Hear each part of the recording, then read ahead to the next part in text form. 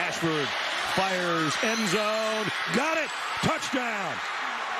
Nobody in the country can throw it better than that. Javarius Johnson in the corner of the end zone, a 20-yard touchdown strike.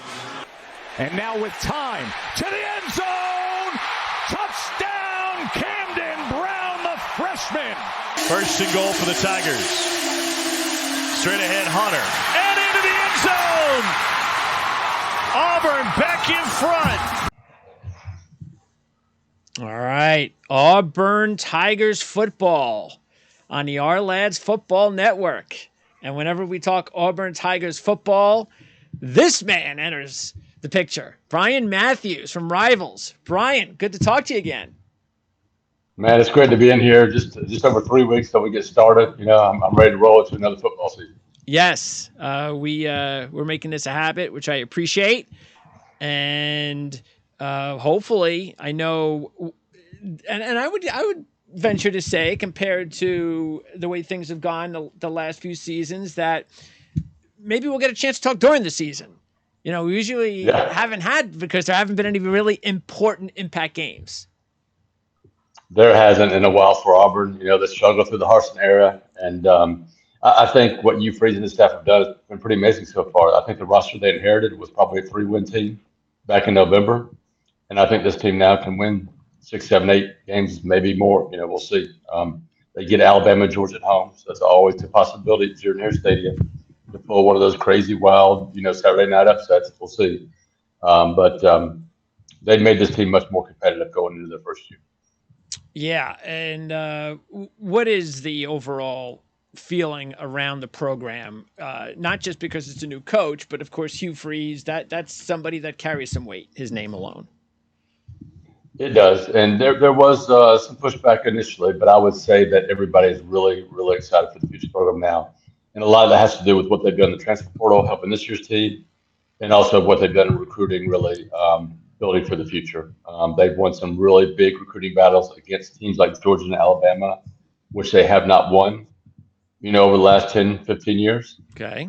And, you know, right now, I think they're 19th in the country with 15 commitments, but when you go by average star, they're number 3 in the country. So that tells you, once they add a few more commitments and get up to the same level, you know, get up over 20, that they have the potential, certainly to be a top 10 class, maybe even top 5. That's awesome. That's a great step, as we all know. That's the first sign for all the other players that might be coming for the next class that, hey, things are changing here at Auburn. Now you got to make sure, of course, you have some changing on the field, though, which roster-wise, I would think that that's going to take place. As you said, matter of fact, I'm going to post up the depth chart from ourlads.com, and if anybody can see there, all of those names in orange are transfers or freshmen, and that's a lot. I mean, it is just, I'm just taking a look at the offense, and it's just plastered in orange. The defense, front 7, but wow, there's just so many new faces on offense. They have overturned more than 50% of the roster in one offseason. That's pretty amazing, right? I mean, you just don't do that. Well, you can now, right? But you couldn't do that before the transfer portal came along. And I think they've really helped themselves. I think the biggest area of improvement is the offensive line. Okay. They've really kind of stunk it up there the last few years. Really tailed off there at the end against Malzahn's time here. And they've really helped themselves here. I think they're going to have 3 or 4 transfers starting on the offensive line. Avery Jones has come in and taken control at center. Dylan Wade at left tackle. Gunnar Britton right tackle. Those are all 3 transfers there. And then they got some big position battles at that offensive guard position too. They brought in another transfer, Jaden Muskrat from Tulsa too, I believe. So he's a possibility. So, but I think that unit is much, much better, and that's going to help the offense be much better. Someone that you would point to as a leader on the line yet? I would say Avery Jones. He's a center. He's a natural leader. And they've got some guys back like Tate Johnson. I think he's just a junior. This is his 4th year, though. He's got starting experience at center and guard. He could be one of those guys. And they got a few more guys. You know how offensive linemen are. Most of them are, you know, sort of those behind-the-scenes guys, you know, working their tails off and leading through example. So they've got a bunch of those types. All right. Let's talk about the all-important quarterback position.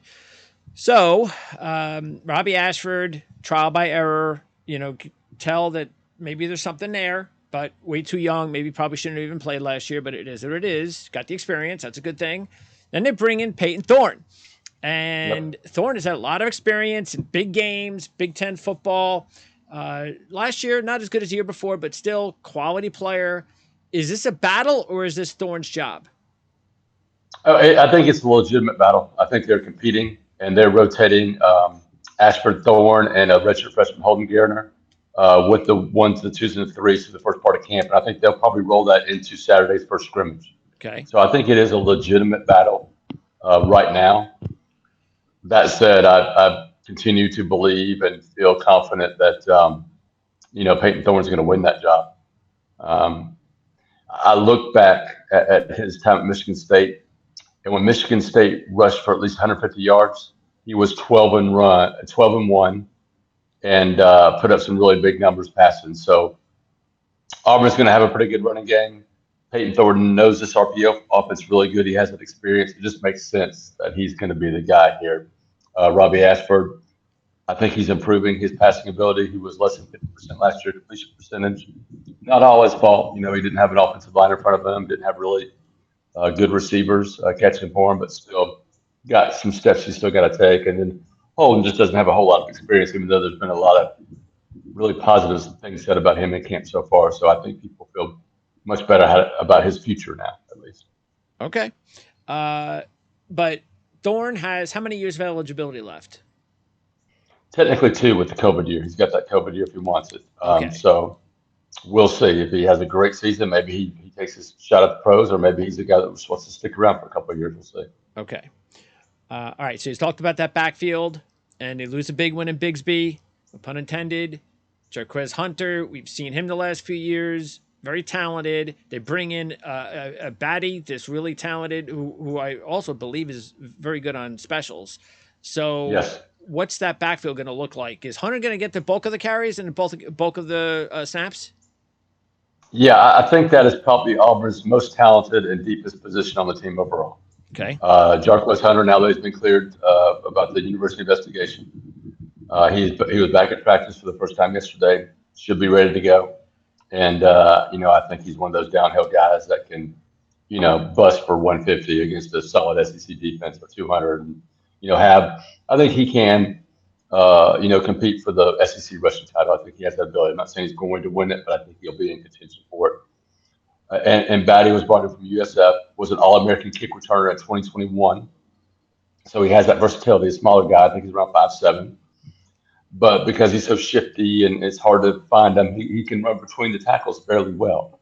So he can just be used, other than just third down, right? And then a guy that has really come on since the spring, and I think is going to be the next up, right? Auburn's had some really good tailbacks. Damari Alston is going to be the primary backup, I believe. I think if things keep on the same path, he can have a really good season as a backup and be a really good starter next year after Jarquez goes to the NFL. So I think that room is stacked. And then they've got a true freshman in Jeremiah Cobb, who looks like he's going to be special too. Probably has a higher, can run faster than the starters right now. A little bit higher big playability, and just it just looks like he's going to be a really good player for Auburn. Even with that depth, I think they got to find a way to use him because he's so talented. I mean, that's what it should look like, though, for Auburn football, especially to be successful. That's what we all remember. Of course, we can go all the way back to Bo, but the fact is that the running game at Auburn, if there's going to be success with this football program, it starts in the backfield. Yeah, and you can go back to Lionel James and James Brooks if you really want to go back. Right? There you go. They're stacked up running back, and if you look at their biggest competitors, Georgia and Alabama, they stack up those 5-star running backs too, right? They have these really deep backfield. I think Auburn's got that for the first time in a while. You can go back to 2017, and Auburn looked like maybe they were going to march to the playoffs. They beat number 1 Georgia, they beat number 1 Alabama. Then Kerryon Johnson got hurt, their running back, and they didn't have anybody behind them that was capable of doing the same things. And they lost to Georgia in the SEC championship, and then lost to UCF, I think, in the Peach Bowl. So you got to have that depth. Yep, that's right. Remember that. like if it was almost last year. That's it's interesting you bring that up. Okay, and so taking a look at the skill positions as far as the receivers are concerned. So do they have now I know they brought it in as far as the tight end. They brought in this really interesting tight end from Florida International. So he's somebody that could be an under the radar type guy. Anybody from FIU might be considered under the radar Fairweather. But do they have like a number one guy at wide receiver? Yep. I don't think they have that yet, but I'm not sure they had a two guy until they went out and really hit the transfer market. I think they brought in 4 or 5. I can't remember the exact number, but they got a bunch of transfers there. I think they felt like that was the position that needed the most help, or one of the positions that needed the most help when they took over this team. So they've been working hard to try to bring in guys. Caleb Burton, the transfer from Ohio State, has had a really good camp so far. Okay. He can play slot, and he's performed so well that they've moved him out wide too. So he's definitely one to watch there to step up. Just a young guy. I think he's got 1 year at Ohio State redshirt, so he's got lots of eligibility left. Has some of that explosive speed that you want at the wide receiver position. Javarius Johnson is the proven guy in the slot, but he is being challenged by Jay Fair, a sophomore, second-year guy who's really stepped up. They needed some guys from last year to get better, and he's one of them that's helped out. And then, they brought in some really talented transfers. Jair Shorter from, I believe, North Texas, led, I think, FBS and average yards per catch. Yeah, pretty big, like 22, over 22 yards. Yeah. Yeah, and then Shane Hooks from Deion's old school. I can't remember, from the SWAC. And he is, Shane, I would say, has really stepped up, and he could be that guy who is the leading receiver, the guy that you go through on third down. He's really tall. He's got a really good catch radius, got really good hands. One of those dependable guys that you feel like is going to step up and maybe be the leading receiver this year, but maybe not the explosive over-the-top guy necessarily, but just that reliable guy that you look for on 3rd and 8, right? Did he come from the Deion school? Yes, not Colorado, but the school he's at. Yeah. Was it Jackson State? Jackson State. That's it, yeah. Yep. Yeah. Okay. Yeah. All right. So there you go. So I mean, it looks like there's a lot of interesting young depth because I'm just looking at the depth chart at our lads, and obviously this is going to change a whole lot during camp. But like you mentioned, Fair would be considered maybe as high as 7 on the current depth chart at our lads. Talking about the transfers, whether it's Hooks and Shorter and Burton, and you even have a couple of the other guys. I'm not sure. You got Coy Moore, Camden Brown, Nick Mardner. That's a name that I'm familiar with. Yep. So that's a very deep receiving core, and they don't all work out, but I think there's enough bodies there from my perspective that says at least 2 or 3 of them are gonna do the job. And it's going to give them options.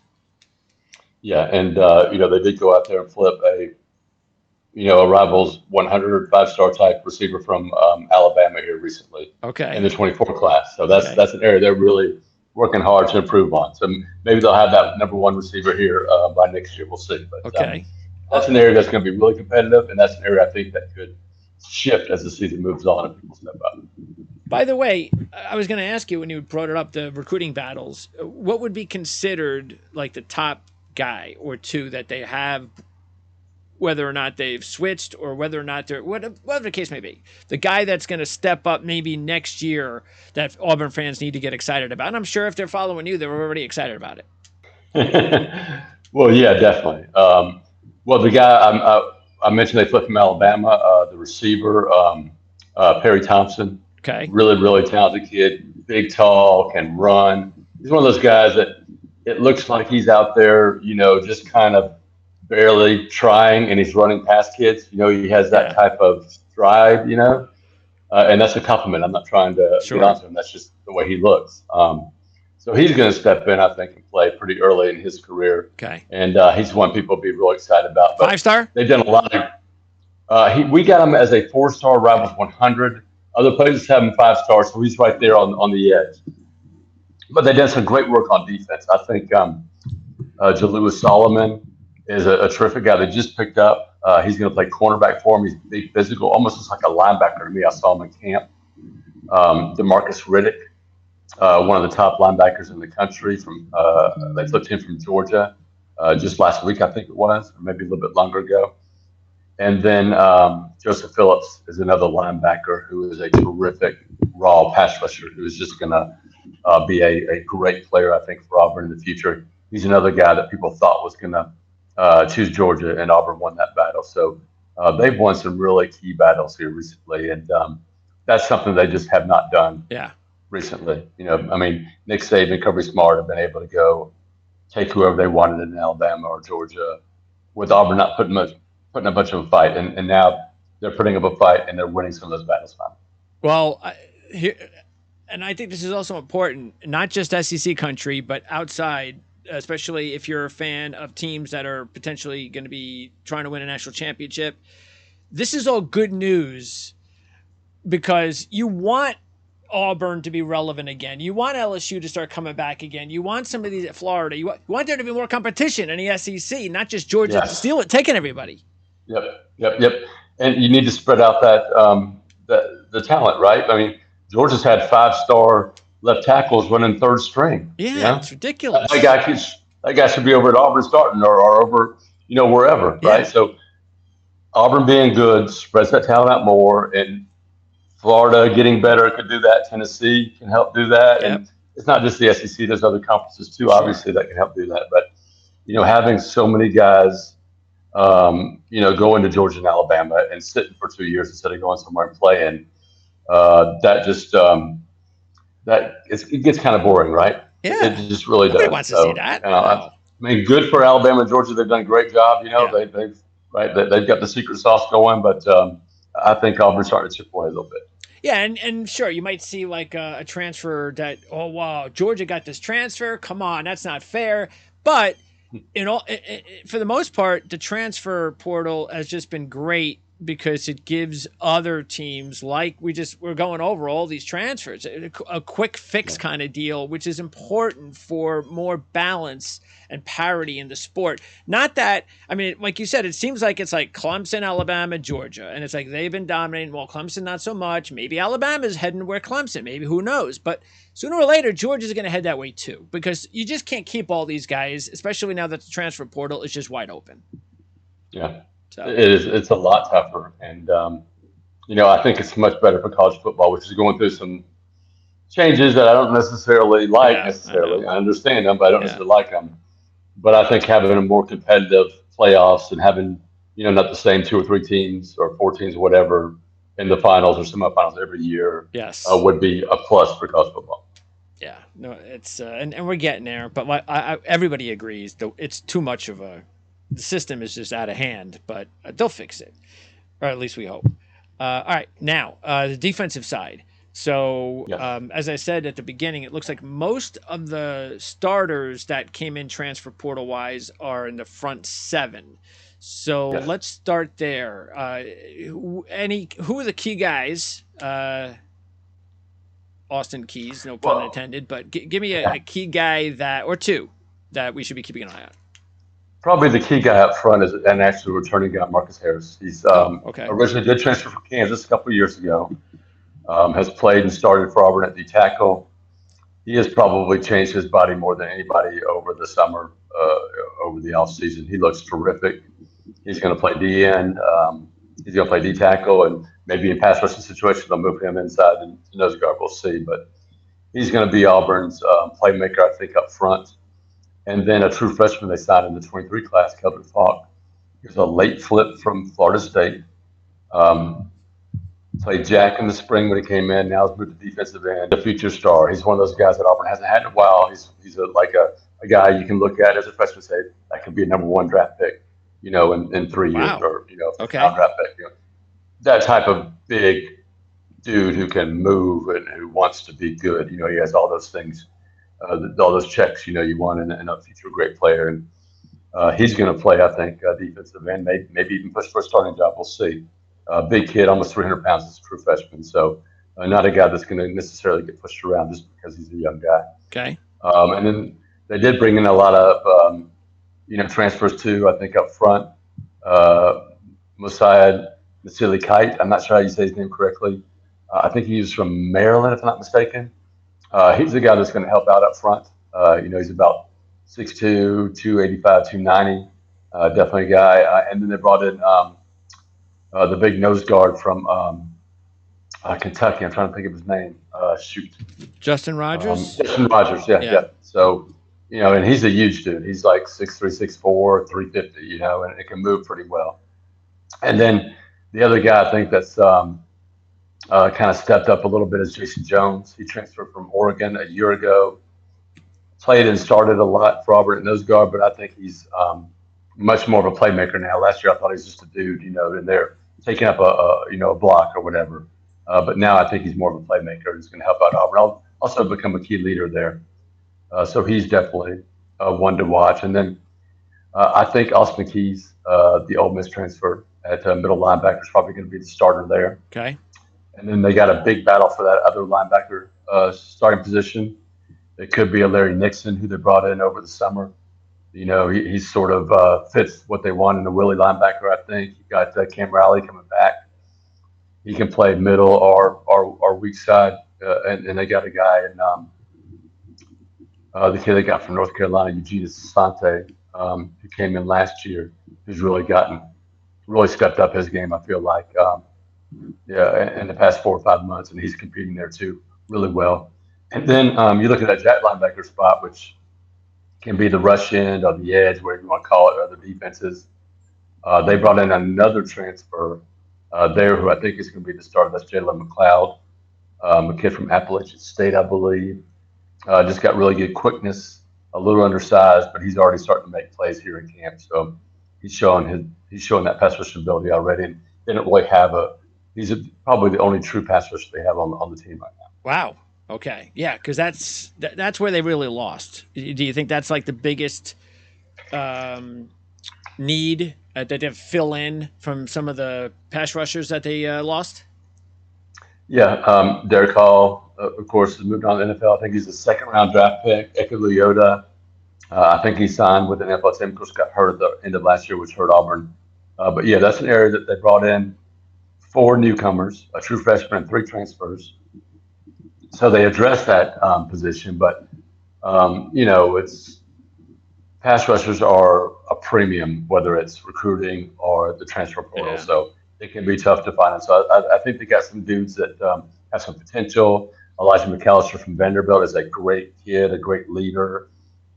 Is working on his doctorate at Auburn, and I think he's going to be a good, solid player. But he's not one of those guys you put on the edge on 3rd and 8. He's back, knocking the quarterback back before he can, set his feet. He's not one of those guys. He's just a big, powerful dude with a lot of experience. Now, Jayla Mcleod may be that guy. We'll see. But, I think that's an area that they need to stay healthy. Let's put it that way. Okay, so McLeod, he's the only true edge rusher right now that you see on the team. They got guys for the position, but he's the one guy that can really get after it, right? Okay. Yeah. So is there because you named a bunch of key guys, is there one standout that you say this guy I think has the most potential? You talking about front seven? Front seven. That could be anything. Just overall player, overall talent. Oh, I think Keldon Fox is the most talented player in front seven. Just a true freshman, but yeah, he's going to be a player for Auburn. And then Marcus Harris is that experienced dude you can count on. And he can make plays. He made plays last year, tackles for loss and stuff. So he's a disruptor, whether it's defensive end or D tackle. Okay. So, and what was Falk, by the way? What was he? Was he a 4 or 5 star? I think he was a 5-star. 5-star. Okay. So he was their top recruit overall? I believe so. Okay. I have to go back and look. And then he's got a younger brother in the 25 class who I think can be close to committing to Auburn, and he may even be better. Wow. He's big and can move, buddy. Let me just tell you. All right. Let's get to the secondary. And that's the one place I don't see a whole lot of movement, which is good. Maybe it's good. Is it good? It really is. That's the one area where they were, returned some talented dudes, right? And they feel pretty good about what they got there. I think it was big having Nehemiah Pritchett and DJ James back. They're returning starters. DJ James, a cornerback. DJ was, I think he was all SEC last year and the preseason all SEC. So they've got those dudes there, and they've got some depth with some guys. Kyan Lee was the guy that flipped from Ohio State late. Recruiting matters. And I think he's either the third or fourth cornerback. J.D. Rim is the other guy there they feel good about. So they've got some talent at depth at corner. And then at safety, they got a whole bunch of experienced dudes. They moved Jalen Simpson from corner to safety last year. And I thought that position change really worked well for him. So I'd expect him to be one starter. And then you got Donovan Kaufman, a Vanderbilt transfer last year. You got Zion Puckett, a senior, has been around forever. More of a bigger, thicker guy that's kind of like a linebacker at that strong safety position. And they brought in, I think it was 3 freshman safeties there and 2 or 3 freshman corners. So they've got a lot of depth and a lot of pieces they're going to be working with. Yeah, that's what I noticed is that the newcomers in the secondary, for the most part, like 90% of them are freshmen. So yeah, they are. They went out and got one guy, Champ Anthony, a late JUCO addition, just for some depth, right? Yeah. But mostly it's guys they got coming back, and then they signed, I think, 6 DBs in that 24 class, all true freshmen. Who has? It looks like there's more talent at corner than safety. Do they have somebody though at safety that would be considered like the top guy? I think Jalen Simpson can be a NFL player. Okay. He's the guy that moved from corner to safety. He's just got to learn to play safety and learn to make the right decisions and, be more understanding defenses type guy. But he certainly has the athleticism, right? Moving from corner to safety. He's got some pretty good size, and he's not afraid to stick his nose in there and hit somebody. So he's the most talented safety I think on Auburn's team right now, other than maybe one of these freshmen can end up being really, really talented in the future. I just can't, nail down a guy just yet. Okay. And overall on the defense, would you say, and we won't put the pressure on Falk, but who would be the top dog on defense? Would it be Harris? Would it be McLeod? Would it be one of the corners? Yeah, I would say Marcus Harris. He's paid his dues. Marcus Harris. Played a lot of SEC football. Plays that defensive line top position. Him, DJ James at cornerback, Nehemiah Pritchett at cornerback, Jalen Simpson at safety. Those are the guys you're pointing to that have already played a lot of SEC football and are back, for their senior season. Okay, so if you had to name a breakthrough player, somebody that the rest of the country doesn't know much about, offense and defense, I'm going to say you're going to say Marcus Harris probably, right? Because he's not really known outside of Auburn very well. So would you consider him as a breakout that has a really interesting or a potential ceiling that we need to keep an eye on, or is there another player? I'd probably pick Jayla Mcleod as a breakout player, right? Okay. A guy that nobody's really counting on. I think people in the SEC probably know Marcus Harris at least. He started and played for 2 years, so been around. Okay. Offensively, that's interesting. Everybody's gonna know who Jarquez is. Everybody knows who Peyton Thornton is. You can't pick those two. Yeah. Offensive lineman, nobody. Nobody. Yeah. All right. So you got to go with the receiver. Well, we haven't talked about the tight end, have we? Got to go Rivaldo Fairweather. Yeah. He could end up Auburn's leading receiver. I think they really love him. First day of spring practice, I walked out there and he made this incredible catch. I'm like, okay, that's a dude, and he's continued to impress. So he's definitely, going to be a big receiving option and a guy they're going to try to do different things with to, get him lined up maybe with a safety or something, see if they can. How are they going to play out of him? How are they going to play defensively? What's their scheme going to be? Ron Roberts wants to attack, wants to slide and switch and move, and he bases out of a 3-4, but he's going to do a lot of different things. He's one of those guys, So they're probably going to give up some big plays, but they're probably also going to get turnovers and, get people back on their heels and create a lot of mistakes too. So that's the type of defense they're going to run. So they need guys that are fast and quick to make good decisions. And, even when they make a mistake, can have that makeup speed, at least not, turn a 25-yard pass into a 60-yard touchdown, right? So attacking style defense, offensively, they're going to run the RPO. They're going to try to, take what the defense gives them. That's why I think it was really important to them to get a Peyton Thornton and an experienced type quarterback run that type of offense. And the schedule, there's not that we have to play this team early or we got to play this team in the first game. Considering the changeover in the coaching staff and personnel, this is actually a really good schedule. This is what you want in this type of situation with the program and the direction they're taking, because they could go and maybe should go 3-0 if all goes well before they have to travel to Texas A&M and then host Georgia. I mean, that's a crazy three-stretch schedule there. You got to buy in there, but those are three of the top teams. Those are three of the top teams in the potentially in the entire conference. I know. So they've got to get better from UMass. Go on the road to California, which is it's a test going on the road that far, right? Even though I don't expect California to be a great team, and certainly their program is going through some tough times right now with the Pac-12, and then back home against Stanford, I believe. So those are 3 games they should win, but the thing they've got to do is just get better, right? Because you nail it there. Then it's at Texas A&M, then it's Georgia back at home, who they haven't beaten in a while, and then it's at LSU, who they've won. They managed to end that curse and win their last trip, but they still only won once since. In the last 23 years, I think. Wow. That one win 2 years ago. So, yeah, that's a tough stretch, and they've got to get a lot better and, to get through that without being, 3-0 to 3-3, right? Yeah, actually, you go 1-2 in that, and that's not bad. It's okay, considering the program's at. Right. Yeah, you just don't want to go 0-3. Yeah, because the rest of the schedule is actually not that bad heading to Alabama. Yep. You got the Mississippi schools at home, which you got to feel good about. You go into Vanderbilt, which is a game you should win.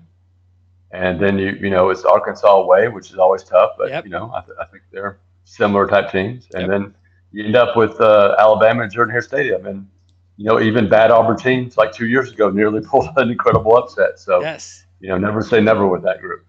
What are you thinking about Alabama? What's the talk there? Are they ripe for the taking, or is it yeah, they had a little bit of a down year, but this is Alabama. Here's my thing. I do see some chinks in the armor there. Okay. I do.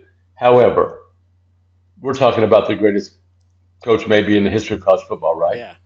So am I going to sit here and say they're done? No. You could go out. They may go out and win the national championship, and he walks off into the sunset, the greatest ever, which he may already be.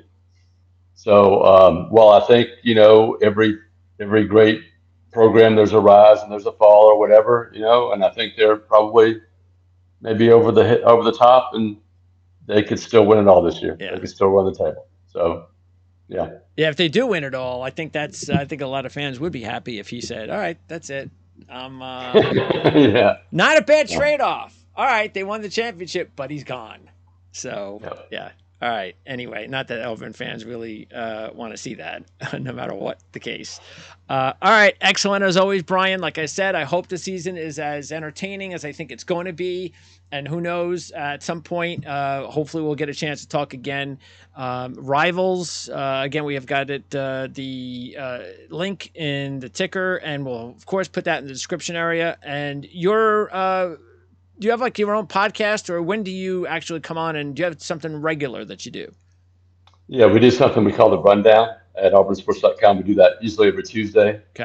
And just talk Auburn's football, basketball, whatever, recruiting, anything going on, and that's once a week. And I think we just did our 598th show yesterday. So we're getting close to 600 there, so we're pretty pleased with that. So is that like on like the regular channels like Apple and so forth? That's okay. It sure is. Yep. And what's it called? It's called The Rundown, auburnsports.com Rundown. Yep. The Rundown. All right. Well, we'll put a description link as well for that.